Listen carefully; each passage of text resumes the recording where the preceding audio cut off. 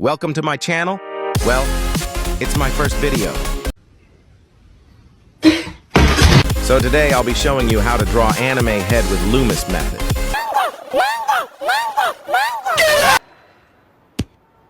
Boring. So first draw a circle, and draw an oval inside the circle. Next, draw the eye lines. After that, draw the nose line.